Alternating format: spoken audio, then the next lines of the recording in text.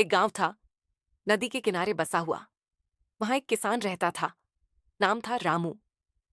लेकिन रामू साधारण किसान नहीं था। उसके पास जमीन बहुत कम थी। खेती से इतना अनाज नहीं निकलता कि पूरे साल परिवार का पेट भर सके। इसलिए वह खेती के साथ साथ नदी में मछलियां पकड़कर उन्हें बाजार में बेचता और अपने घर का चूल्हा जलाता। रामू की पत्नी गंगा बड़ी सीधी साधी थी और उसके दो बच्चे थे, बेटा मुन्ना और बेटी गुड़िया। दोनों छोटे थे, लेकिन बड़े सपने देखते थे। मुन्ना कहता, बाबा, मैं बड़ा होकर मास्टर बनूंगा, सबको पढ़ाऊंगा। और गुड़िया कहती, मैं डॉक्टर बनूंगी ताकि गांव के बीमार लोगों को दवा दे सकूं।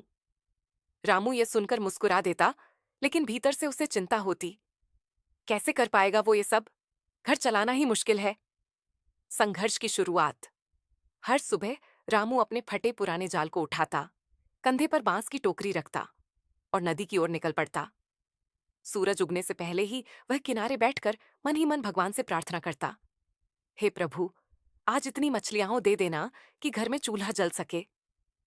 कभी कभी नदी मेहरबान होती और जाल भर जाता, लेकिन कई बार घंटों मेहनत करने के बाद भी दो चार मछलियां ही हाथ आती। उन दिनों बच्चों को अधपेट ही सोना पड़ता।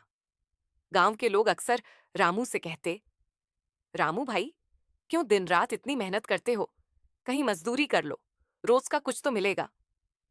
लेकिन रामू जवाब देता, मजदूरी में पराई मार पड़ी रहती है, पर यह मछली मेरी मेहनत का फल है। चाहे कम मिले, पर इज्जत से मिले।